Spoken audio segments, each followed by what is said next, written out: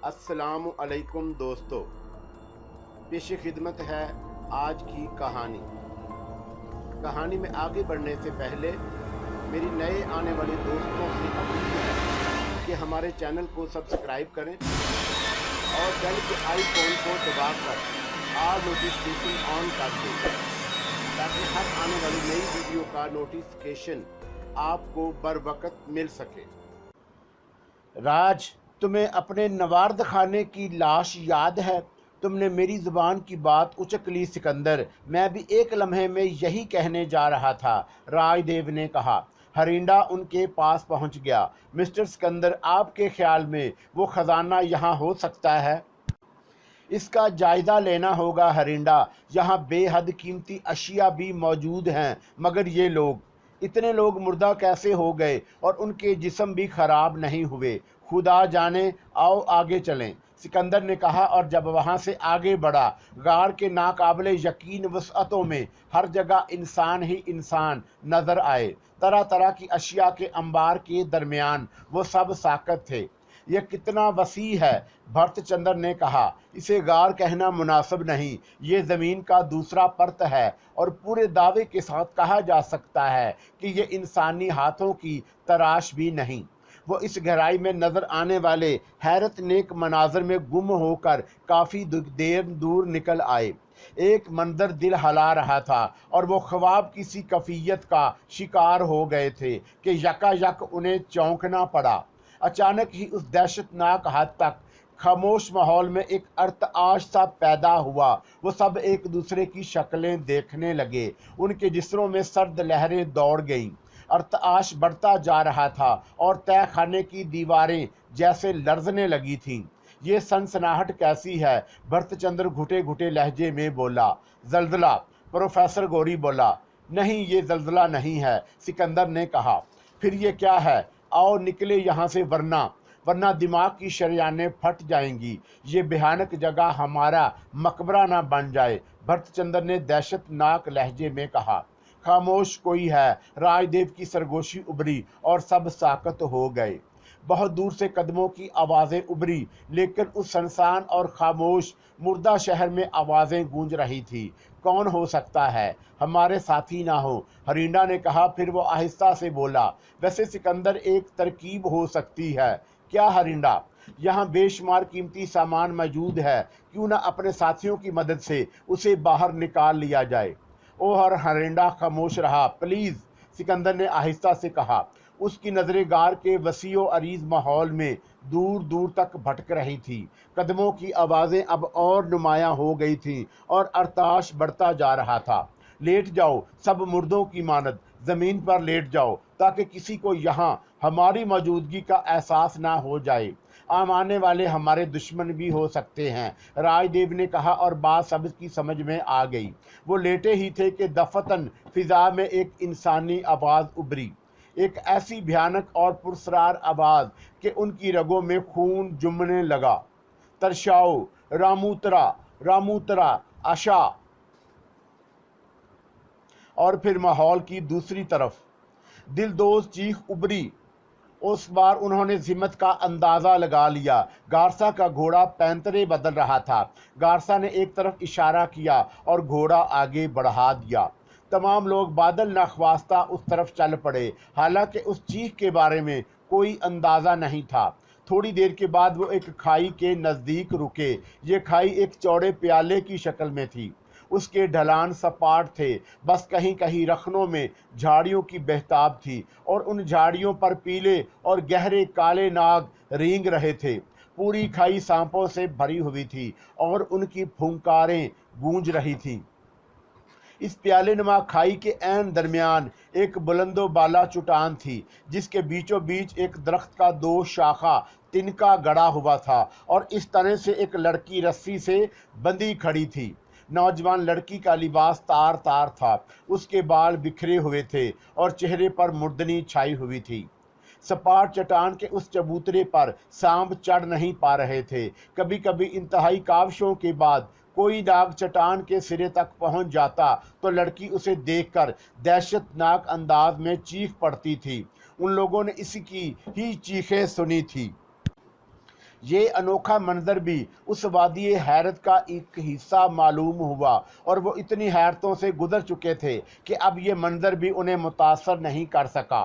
सब ही उस प्याले के गिर्द जमा हो गए और उन खौफनाक जहरीले सांपों को, उस लड़की को देख रहे थे।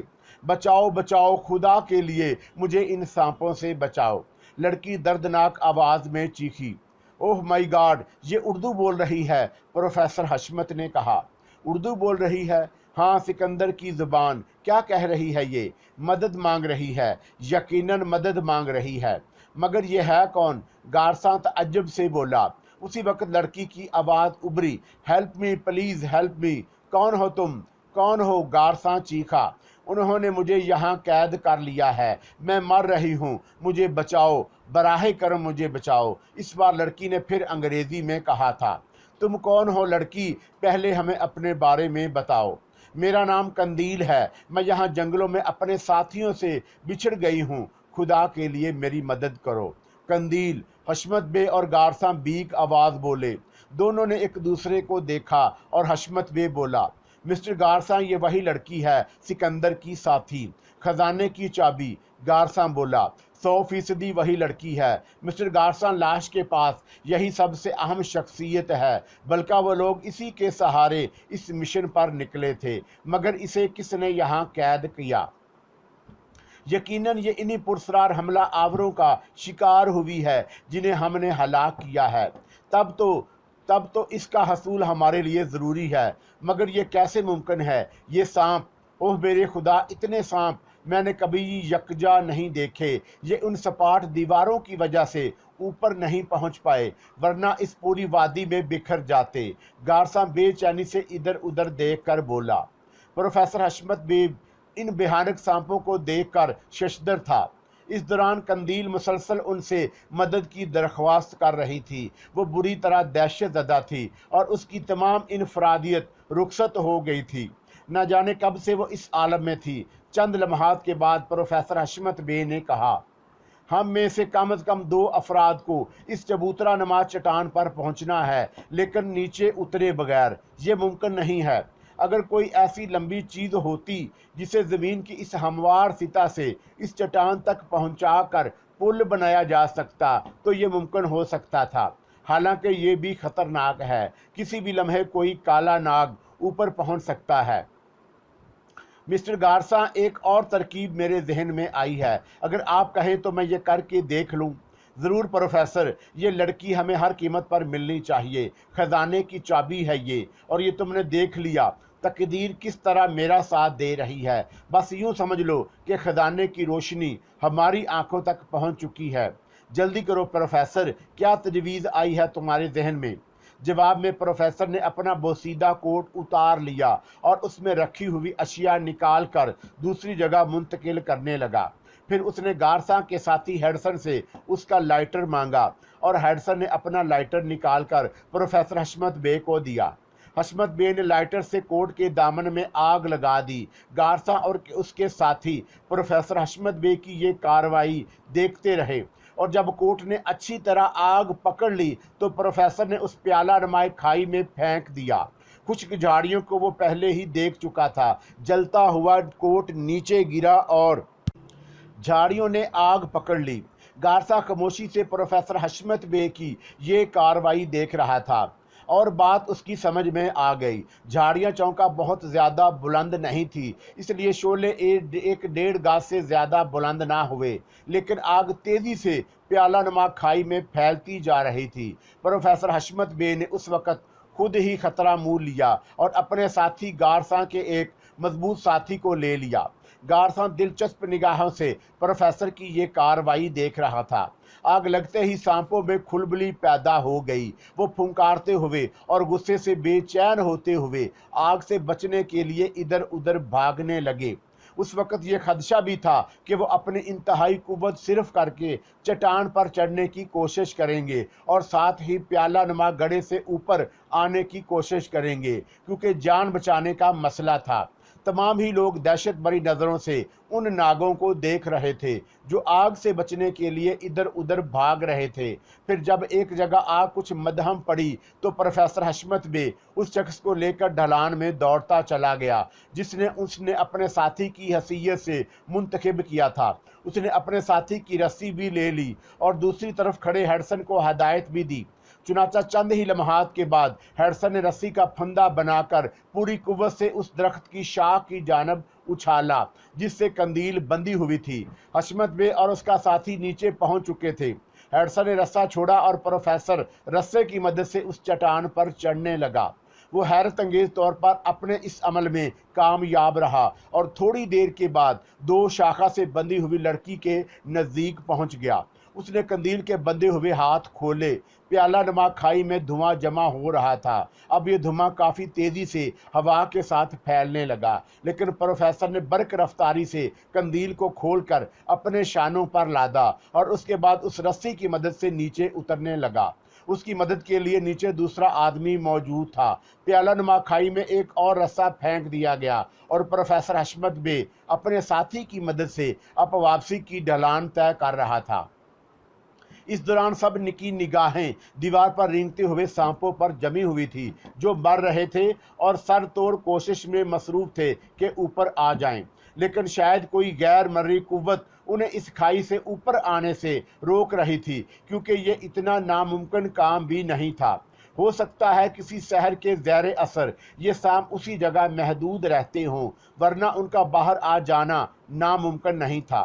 कंदील नीम गशी की कैफियत का शिकार हो गई, शायद धुएं की घुटन की वजह से या फिर इस एहसास से कि वो आज़ाद हो गई है। अब उसके असाब जवाब दे गए थे। चुनाचा गारसा तक पहुँचते पहुँचते वो बेहोश हो गई। गारसा की खुशियों का कोई ठिकाना नहीं था। उसने प्रोफेसर हशमत बे को सीने से लिपटा लिया और पुरमसरत लहजे में बोला, कामयाबी पर कामयाबी, लेकिन हमें अब ये जगह छोड़ देनी चाहिए। प्रोफेसर सिकंदर, इस लड़की को मेरे घोड़े पर बिठा दो, मैं इसे संभाल लूँगा। यकीनन ये बेहोश हो गई है। इसकी ज़िंदगी हमारे लिए बेहद कीमती है। गारसा कंदील को संभाल कर अपने घोड़े पर सवार हो गया। बाकी लोग भी घोड़ों पर सवार थे। प्याला नुमा खाई से धुएं के मरगुले फिजा में बुलंद हो रहे थे और आग की तपश भी उसके साथ साथ ही महसूस हो रही थी।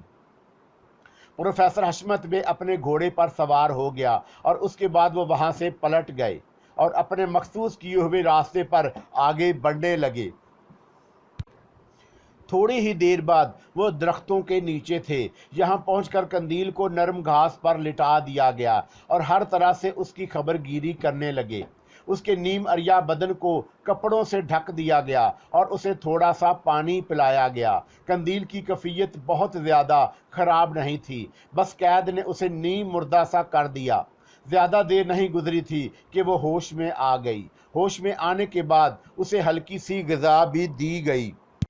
कंदील ने कोई तर्ज ना किया। उसका अंदाज किसी मासूम बच्चे का था।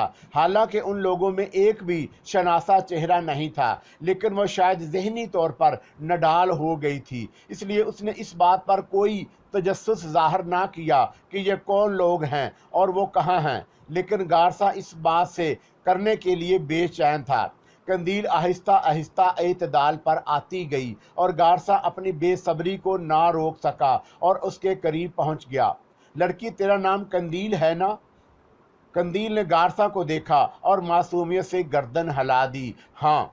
और तो सिकंदर के साथ रहती थी? हाँ। और सिकंदर राजदेव तेरे जरिए किसी खजाने की तलाश में सरगर्दा थे। कंदील ने ना समझने वाले अंदाज में गर्दन हिलाई। प्रोफेसर हशमत बेखामोशी से गारसा को देख रहा था। गारसा चंद लम्हा इंतज़ार करता रहा, फिर उसने कहा, देख लड़की, हमने तुझे नई ज़िंदगी दी है। तेरे तमाम साथी तुझे छोड़कर फरार हो गए, उन्होंने तुझे मौत के हवाले कर दिया, लेकिन हम तुझे एक बार फिर ज़िंदगी की जानब वापस ले आए हैं। तू इस खजाने के बारे में क्या जानती है? कहाँ है वो खजाना? यहाँ से कितने फासले पर है? जवाब दे लड़की, तेरे लिए जवाब देना बेहद ज़रूरी है। खजाना? कंदील ने अजीब से लहजे में सवाल किया।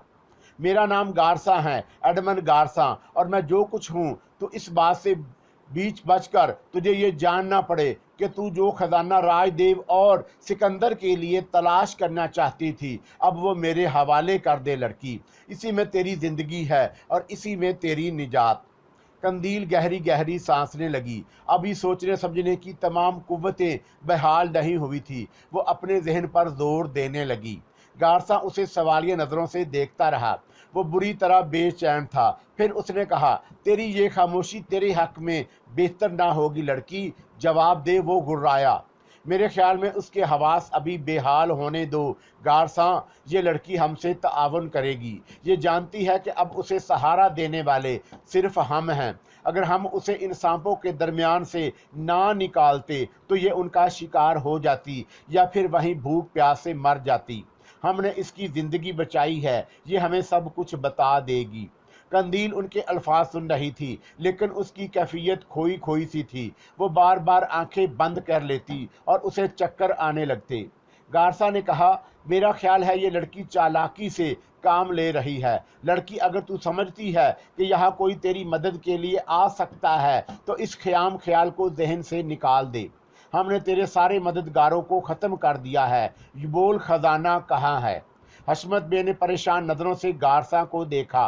गारसा सख्त जल्दबाजी कर रहा था और इस तरह काम बनना मुमकिन नहीं था। उसने कहा, मिस्टर गारसा, क्या आप यहाँ से हटकर मेरी कुछ बात सुनना पसंद करेंगे? ओह प्रोफेसर, क्या बात है, आओ। गारसा नागवारी से बोला और वहाँ से हटकर कुछ दूर गया। हाँ बताओ, क्या कहना चाहते हो? तो मैं इस जल्दबाजी से रोकना चाहता हूँ। क्यों? आखिर क्यों? आप इंतहाई ज़हीन इंसान होकर इस वक्त नासमझी से काम ले रहे हैं। अपने जुमलों की वजाहत करो प्रोफेसर, गारसा नाखुशगवार लहजे में बोला। हम नहीं कह सकते कि इस वक्त लड़की की जहनी कैफियत क्या है। वो राजदेव के साथ ही उससे बिछड़ गई। किन लोगों ने उसे गिरफ्तार किया, कैद किया, ये सब कुछ जानना भी ज़रूरी है। हमें उससे फ़ायदा, इस जल्दबाजी से भी हमें कोई फ़ायदा ना होगा। इस खजाने का पता मालूम करो, फिर उसे हलाक कर दो। हमें उसका क्या करना है? जिस आलम में वो है उसमें उसकी किसी बात पर यकीन नहीं किया जा सकता। वो कोई उल्टी सीधी जगह बता दे और तुम उसे हलाक कर दो, फिर वो जगह ना मिले तो तुम क्या करोगे?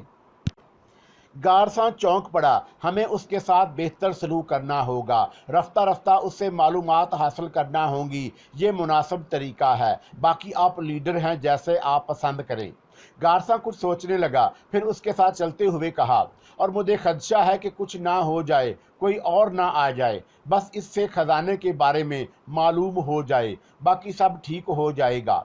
आप फैसला कर लें मिस्टर गारसा, हशमत बे ने कहा। बाकी जहाँ तक किसी के आ जाने का मामला है तो ये आप ये भूल रहे हैं कि ये लड़की हमें इत्तफाक से मिल गई और हम चूहे नहीं हैं। हर खतरे का मुकाबला करेंगे। काम पायदार हो तो बेहतर है। ठीक है, बस हमें खजाने का पता मालूम हो जाना चाहिए। बाकी ओके प्रोफेसर, मगर होशियार रहना ज़रूरी है। और सुनो प्रोफेसर, तुम इससे जो भी मालूम करो मेरी मौजूदगी में करोगे, समझे प्रोफेसर? मुझे इस पर एतराज़ नहीं मिस्टर गारसा, प्रोफेसर हशमत बे ने कहा। वहाँ से वापस आकर उसने हमदर्दाना लहजे में कहा, अब तुम आराम करो कंदील, सुकून की नींद सो जाओ। हम सब तुम्हारे मुहाफ़िज़ हैं। अब तुम्हें कोई ख़तरा नहीं। इसके आराम का बंदोबस्त कर दो। और प्रोफेसर की हदायत पर अमल किया गया। उल्टे सीधे कपड़े बिछाकर उसे लिटा दिया गया और यही कपड़े उसके बदन पर डाल दिए गए। कंदील किसी मासूम बच्चे की मानद सो गई। न जाने उस पर क्या गुजरी थी। गारसा ने अपने गोरीलों को हदायत कर दी। चुनाचा कंदील के गिर्द सख्त पहरा लगा दिया गया और वक्त गुजरने लगा। प्रोफेसर हशमत बे भी एज़तराब का शिकार था, लेकिन शायद कंदील की वजह से नहीं। बाद औकात वो अपनी बेटी को भी अजनबी नज़रों से देखने लगता। सफीना ने अजीब रवैया इख्तियार किया था। बहरहाल वो रात उन्हें वहीं गुजारना पड़ी और कोई वाक़या पेश ना आया। दूसरी सुबह कंदील काफ़ी बेहतर नज़र आई। उसे खुराक वगैरह दी गई और फिर उससे सवालात किए जाने लगे। तुम अपने साथियों से कैसे जुदा हुई? कंदील ने वही कहानी जो हशमत बे और गारसा जानते थे, लेकिन उसमें कर्नल फेरोज़ का तज़किरा उनके लिए अजीब था। क्या कर्नल उनके हाथों मारा गया? मैं नहीं जानती। खजाने के बारे में क्या जानती हो? कैसा खजाना? वो जो तुमसे मंजूब है। मैं कुछ नहीं जानती। उन्होंने मुझसे के बूंद भी छीन लिए। बकवास करती हो। बताओ खजाना कहाँ है? गारसा बफर गया। मैं नहीं जानती। तुम लोग यकीन करो, मैं कुछ भी नहीं जानती। फिर ये लोग तुम्हें यहाँ क्यों लाए थे? ये लोग, मैं बीमार हो गई थी, इनका ख्याल था कि मेरा इलाज यही है। गज़ाल का भी यही ख्याल था। सब ने कहा और मैं उनके साथ आ गई। गज़ाल गलत तो नहीं कह सकता था। तुम गज़ाल को जानती हो? सफीना ने चौंक कर कहा। हाँ, वो तुम्हारा कौन है? सफीना ने कहा। वही तो सब कुछ है। वो मेरा महबूब है, वो मेरा शोहर है। हमारी शादी हो चुकी है। सफीना की आंखों में जलती हुई आग को दूसरे महसूस ना कर सके। उसे बहुत कुछ याद आ चुका और उसने खूनी निगाहों से कंदील को देखा, फिर गारसा की तरफ देखकर बोली, आप इस लड़की के हाथों बेवकूफ़ बनना पसंद करेंगे मिस्टर गारसा? मैं समझा नहीं सफीना। मैं इसे समझ रही हूँ, और जब कोई मुश्किल काम दरपेश होता है तो मिस्टर गारसा आप मुझ पर एतमाद करते हैं, इसमें कोई शक नहीं। हमें इस लड़की की ज़िंदगी से सिर्फ ये दिलचस्पी है कि हमें ये ख़जाने का पता बता दे। अगर ये ज़ुबान ना खोले तो फिर इस बोझ को घसीटने से क्या फ़ायदा? यकीनन तो फिर इसे मेरे हवाले कर दें। तुझे आज़ादी है, गारसा ने कहा, और सफीना उसे लेकर चल दी। फिर उसने चंद लोगों को हुक्म दिया, उसके पैरों में रस्सी बांधकर उसे इस दरख्त की शाख से उल्टा लटका दो। चलो जल्दी करो। गारसा के साथी तैयारी करने लगे। हशमत बे की आंखें सुर्ख हो गई। चंद लम्हे के बाद सफीना के हुक्म की तामील कर दी गई। कंदील के हलक से चीखें बुलंद हो रही थी। वो बिलक बिलक कर रो रही थी और सफीना खौनख्वार नज़रों से उसे देख रही थी। गज़ाल तेरा महबूब है ना? तेरी उससे शादी हुई है। सफीना के हलक से नागन की सी फुंकार निकली। अब वो तेरी लाश को भी ना पा सकेगा। वो सफाकी से मुस्कुराई।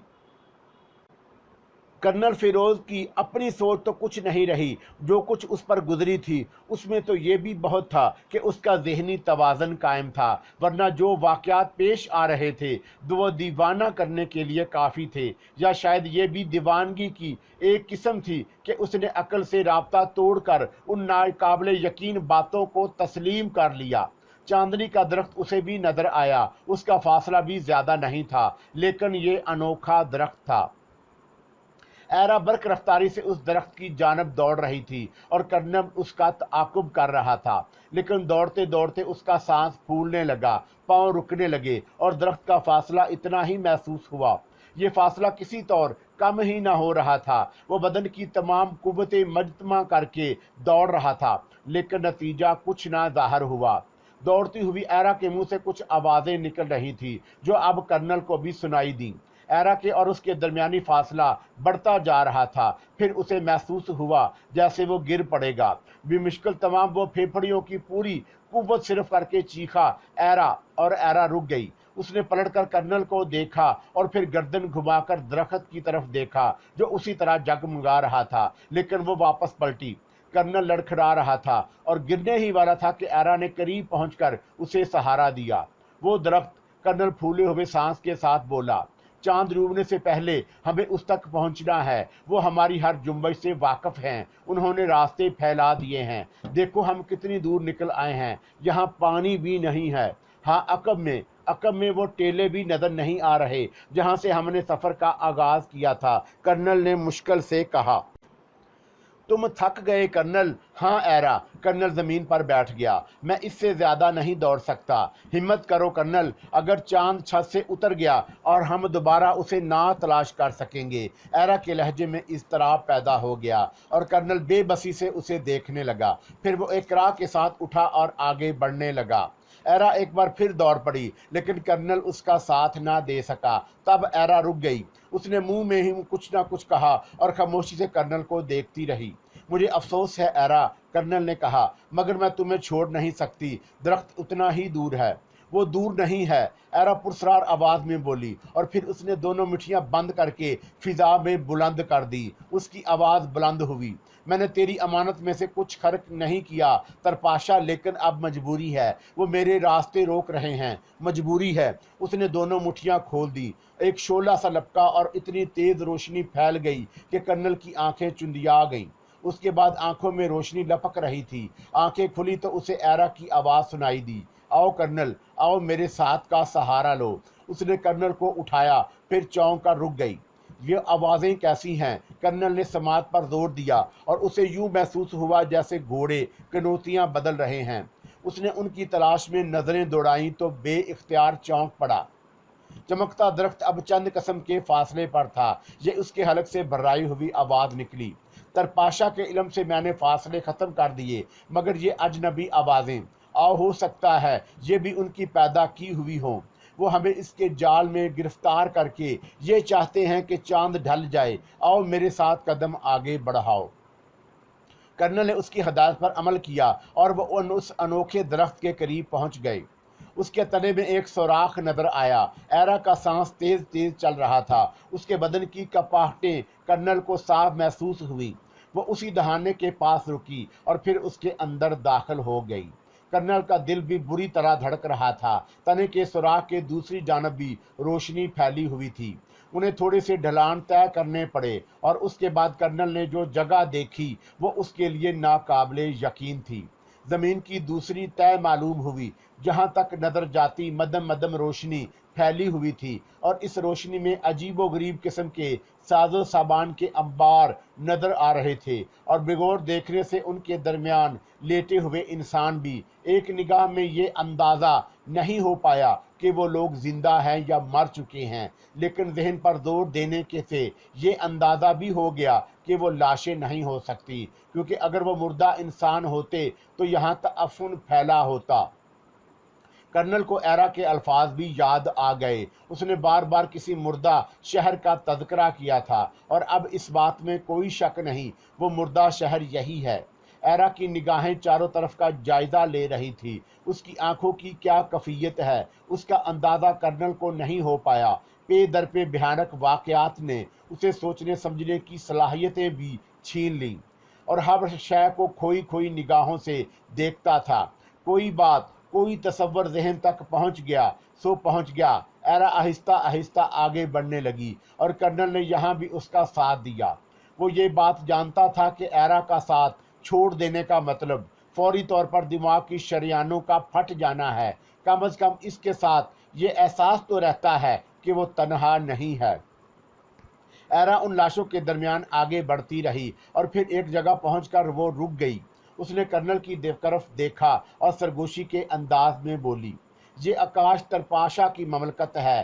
कर्नल फेरोज, ये वो लोग हैं जिन्होंने अकाल तरपाशा के हुक्म पर ज़िंदगी तर्क कर दी और एक तवील अरसे के लिए मौत अपना ली, ताकि जब अकाल तरपाशा अपने मकसद में कामयाब हो जाए तो ये लोग उसके साथी बने। और अब वक्त आ गया है इनके जागने का। इन्हें जगाने के बाद ही हम दूसरा कोई काम करेंगे। कर्नल फिरोज, मैं इन्हें आवाज़ देती हूँ, तुम उनके जागने का मंजर देखो। एरा ने कहा और फिर उसने दोनों हाथ सीने पर बांध लिए और तन कर खड़ी हो गई। फिर उसके हलक से ऐसी बेहानक और पुरसरार आवाज़ निकली कि कर्नल फेरोज का दिल लरजने लगा। वसीओ अरीज तय खाने में एरा की आवाज़ उभरी थी, तरशाओ रामूतरा रामूतरा। उसकी आवाज़ खींची चली जा रही थी और तय खाने में एक हौलनाक सनसनाहट उभरने लगी। तरशात रामूतरा, एरा हज़ियानी अंदाज में कह रही थी और उसकी आवाज़ की गूंज चारों तरफ फैल रही थी। तभी कर्नल की दहशतज़दा आंखों ने देखा कि ज़मीन पर लेटे हुए जिस्मों में तहरीक पैदा होने लगी। वो इस तरह अपने बदन को सकोड़ रहे थे जैसे कोई आवाज़ उनकी नींद में खलल अंदाजी कर रही हो और उनकी नींद उचटती जा रही थी। फिर कर्नल से चंद कदम के फासले पर पड़े हुए एक शख्स ने दोनों हाथ उठाकर अंगड़ाई ली और आंखें खोल दी। इसके बाद वो हाथ का सहारा लेकर उठ गया और फिर उसके हलक से मध्यम सी आवाज़ निकली, रामूतरा रामूतरा। आहिस्ता आहिस्ता आवाज़ों की ये मध्यम गूंज चारों तरफ उभरने लगी और कर्नल दहशतज़दा हरन की मानद चौंक चौंक कर चारों तरफ देखने लगा। हर तरफ से ज़िंदगी के आसार नमूदार होते जा रहे थे। एरा अपने अल्फाज बेदस्तूर दोहरा रही थी और अब चारों तरफ से मध्यम मध्यम आवाज़ों में रामूतरा कहा जा रहा था। एरा का चेहरा जोशो मसरत से सुर्ख हो गया। उसने फतहमंदाना निगाहों से कर्नल की तरफ देखा और फिर वहाँ से आगे बढ़ने लगी। साथ ही उसने हाथ से कर्नल को इशारा किया। मकसद ये था कि वो उसके पीछे पीछे चलता रहे और कर्नल सहरज़दा अंदाज में उसके साथ साथ चल पड़ा। कौन सी बात पर यकीन करता और कौन सी बात को वहन समझता, ये फैसला भी अब वो नहीं कर सकता था। जो कुछ आंखें देख रही थी, जो कुछ कान सुन रहे थे, उसकी नफ़ी तो दीवानगी के मुतरादिफ थी। सब कुछ तस्लीम करने के लिए था और वो इंसानों के दरमियान एरा के साथ आगे बढ़ता रहा, जो न जाने कब से मौत की नींद सो रहे थे और अब जिंदगी की जानब लौटे थे। उनके साजो सामान के अंबार भी कर्नल की निगाहों में थे। बस ऐसा ही लगता था जैसे बहुत से काफिले पनाह लेने के लिए अपने अपने साजो सामान के साथ यहाँ पहुँचे हों और फिर सामान एक जगह रख कर गहरी नींद सो गए हों और अब उनकी सुबह हुई हो। एरा अब खामोश हो गई और आहिस्ता आहिस्ता आगे बढ़ रही थी। फिर वो एक ऐसी जगह पहुंची जहां पत्थरों के छोटे छोटे टुकड़ों से चुनकर एक खाना सा बनाया गया। लेकिन यहाँ पहुंचकर एरा के हलक से एक चीख सी बरामद हुई और उसकी फटी फटी आंखें चारों तरफ देखने लगी। उसके चेहरे की मसर्रत अचानक गायब हो गई। वो पागलों की तरह चारों तरफ देखने लगी। उसके दांत भिंच गए थे और फिर उसके हलक से एक दिलदोज आवाज़ निकली, आह कर्नल, अकाल तरपाशा यहाँ मौजूद नहीं। अकाल तरपाशा को यहाँ से ले जाया गया है। उसकी आंखों से गम की शिद्दत का एहसास हो रहा था और चंद लम्हात के लिए उसका चेहरा मुर्दनी का शिकार हो गया। उसके होंठों से आहिस्ता आहिस्ता सरसराती हुई आवाज़ें निकल रही थी, अकाल तरपाशा, अकाल तरपाशा। जागने वाले जाग चुके हैं और अब मुस्तैद नजर आ रहे थे। एरा ने चारों तरफ देखा और रफ्ता रफ्ता उसके चेहरे पर सुकून फैल गया। फिर उसने आहिस्ता से कहा, लेकिन वो उसे कोई नुकसान नहीं पहुंचा सकते। वो तो मुस्तैद है। शुबाया होतरा, तेरी हर कोशिश नाकाम हो जाएगी और यही तेरा मुकद्दर है और यही तरपाशा का दिया हुआ इल्म जो कुछ भी कर सकता है कर ले। तमाम कुव्वतें यकजा हो गई हैं। ठीक है शुमाबा, तेरा तो अब किसी रहम करम का मुस्तहिक नहीं रहा। उसने ये अल्फाज ऐसी ज़बान में अदा किए जो कर्नल की समझ में बखूबी आ रही थी। उसने आहिस्ता से कहा, सब जाग चुके हैं कर्नल, सब जाग चुके हैं, लेकिन अकाल तरपाशा यहाँ नहीं है। ये वो जगह थी जहाँ मैं उसे छोड़ गई थी। हाँ, यही वो जगह थी, लेकिन वो कहाँ गया? मैं जानती हूँ शुमाबा, तेरा बेखबर नहीं है। उसके निशानात हमें हर कदम पर मिलते रहे हैं। मैं ये नहीं जानती कि वो हमारी आमद के वक़्त से इतना पहले वाक़फ़ हो जाएगा। अब उससे शदीद जंग की जाएगी।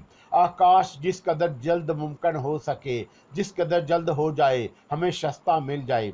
अगर शस्ता हमारे पास पहुंच गई तो फिर कोई मुश्किल ना होगी, क्योंकि अकाल तरपाशा का इल्म, उसका सहर हज़ारों गुना ज़्यादा ताकतवर होकर शस्ता में समो दिया जाएगा और उसके बाद वो तमाम हालात खुद काबू में कर लेगी। हाँ कर्नल, हमारा काम अब सिर्फ 2 हिस्सों में तकसीम हो गया है, शस्ता की तलाश और अकाल तरपाशा की तलाश।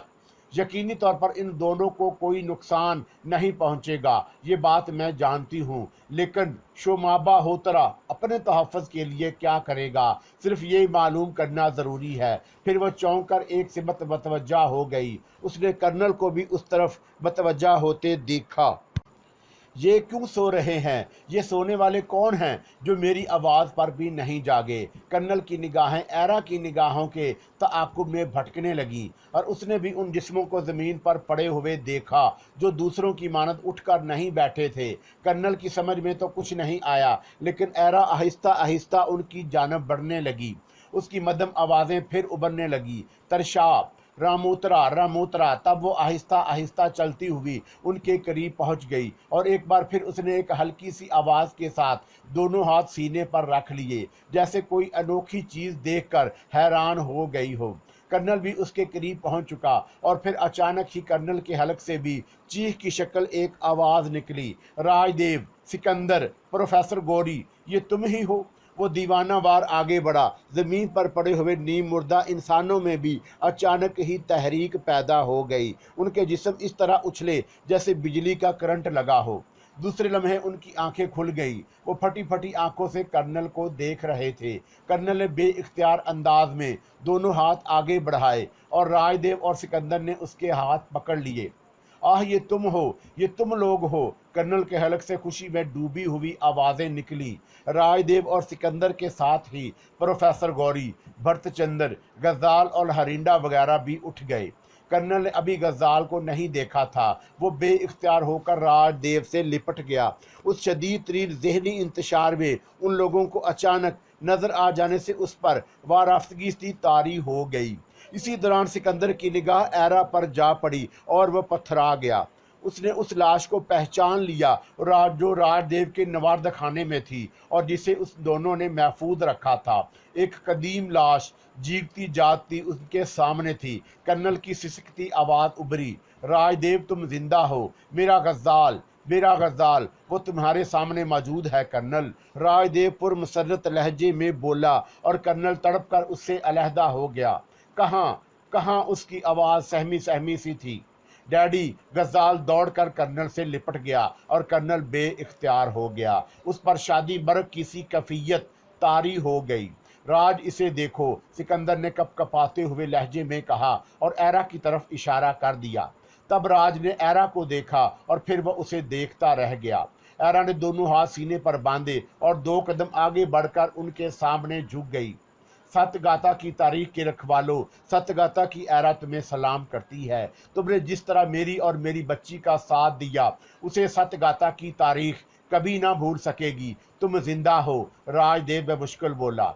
मैं तुम्हारी मेहरबानियों के साए में हमेशा जिंदा रही हूँ। तुमने मुझे जिंदा रखा है और तुम्हारा ये एहसान मुझ पर ही नहीं बल्कि इस कौम पर है जिसे तुम अपने सामने देख रहे हो। अगर इन तुम्हारी मेहरबानियाँ ना होती तो ये इस वक्त तक सोते रहते जब तक मट्टी ना हो जाते। गजाल कर्नल से कह रहा था, डैडी, खुदा की कसम अगर आप मुझे ना मिलते तो सारी ज़िंदगी इन्हीं जंगलों में गुजार देता, यहीं मर जाता। ये एहसास मेरे लिए मौत से कम ना था कि आप मेरी वजह से, सिर्फ मेरी वजह से यहाँ आए थे। इस उम्र में मेरी वजह से आप इस अजाब में गिरफ्तार हो गए। सब ठीक है गजाल, सब ठीक है। मैं तो इस दौरान हज़ारों बार मरा हूँ। मेरे बेटे, कभी ये एहसास हो जाता कि तू मेरे पास नहीं है तो मैं। कर्नल की आवाज़ बंद हो गई।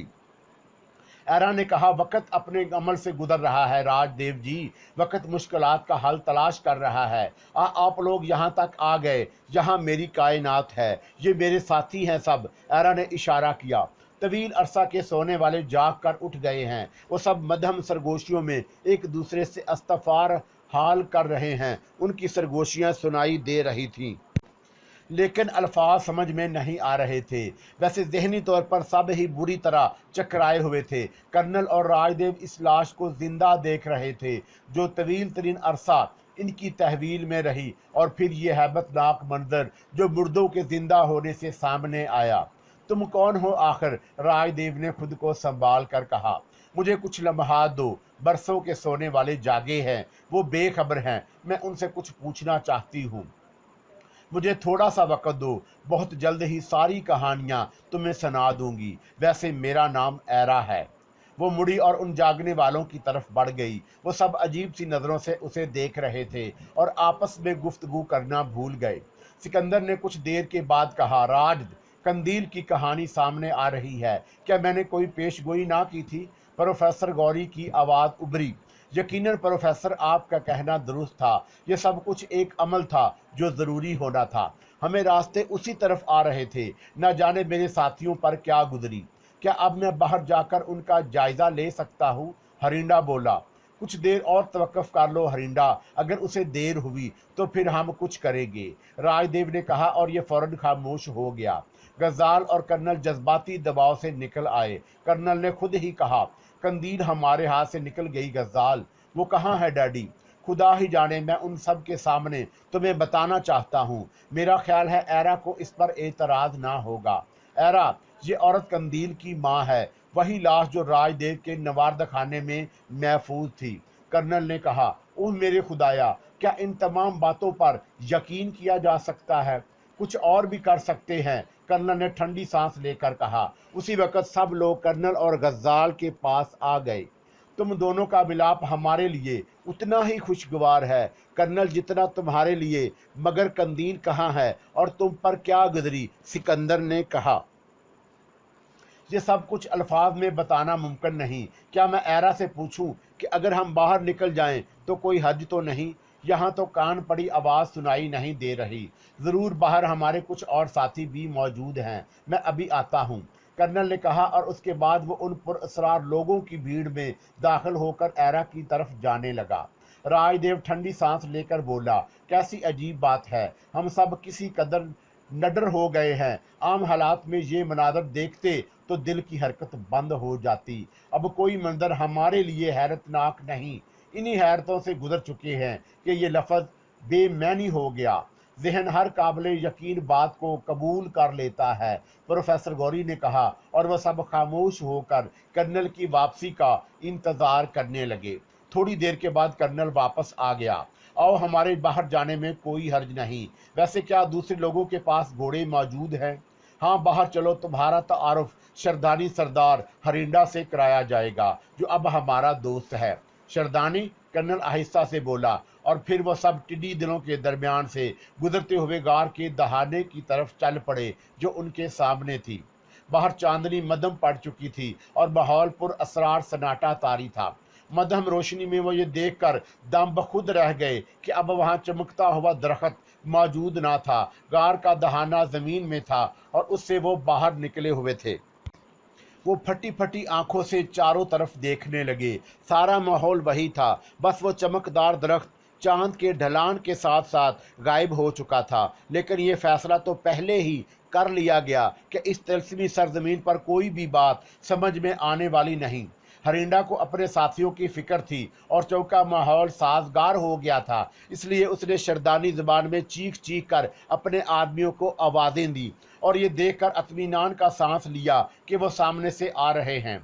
थोड़ी देर के बाद वो सब के सब हरिंडा के गिर्द जमा हो गए तो कर्नल ने राजदेव को बताया कि एरा के साथ उस चमकदार दरख्त की जानब आते हुए उसने घोड़ों की आवाज़ें महसूस की थी, लेकिन उन्हें समात का धोखा समझकर नज़रअंदाज कर दिया।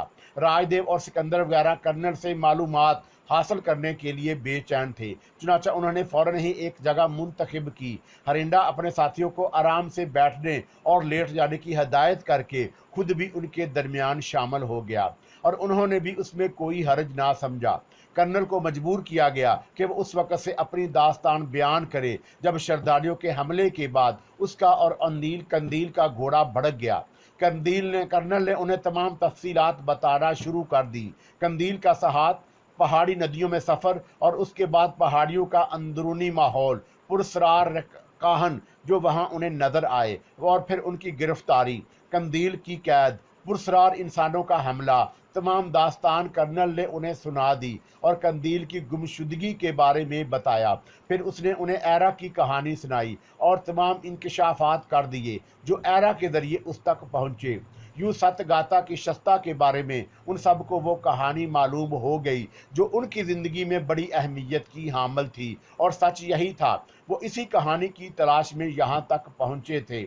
सब गाता के सहारों में जो इंतशार बरपा था उसकी तफसील भी उन्हें मालूम हो गई और ये भी पता चल गया कि कंदील सतगाता की सहारा है।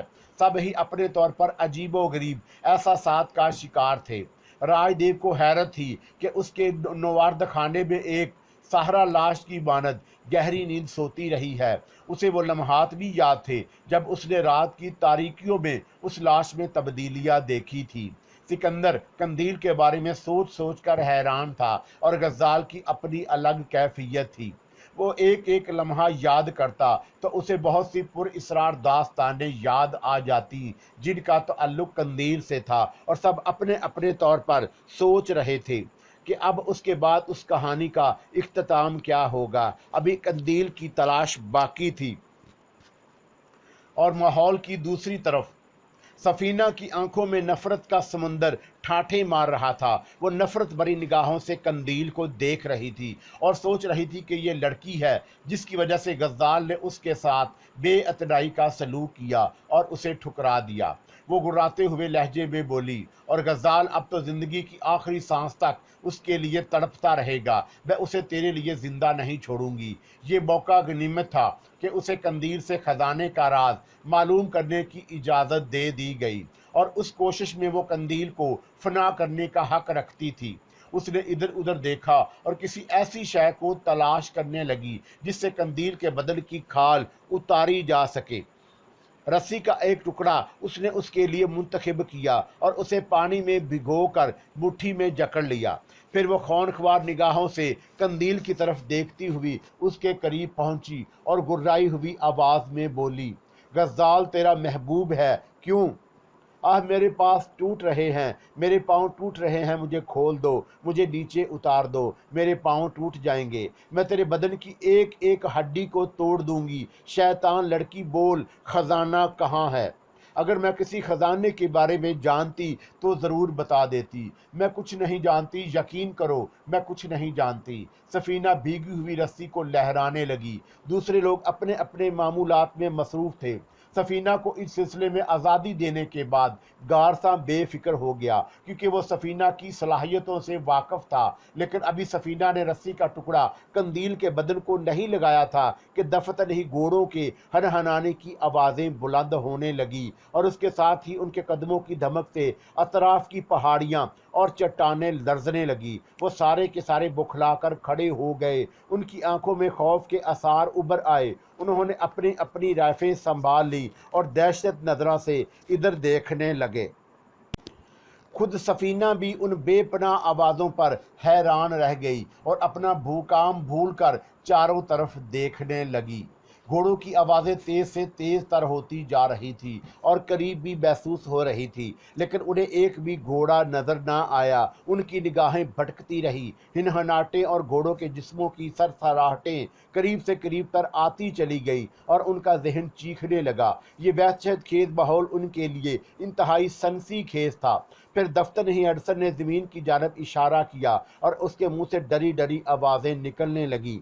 उन्होंने ज़मीन पर मदहम साए देखे और गौर से देखने पर यह अंदाज़ा बखूबी हो गया कि यह साए घोड़े के हैं और उन पर इंसान भी नज़र आ रहे हैं। लेकिन यह साए कहाँ से ज़मीन तक पहुँच गए, इसका कोई अंदाज़ा नहीं हो पाया।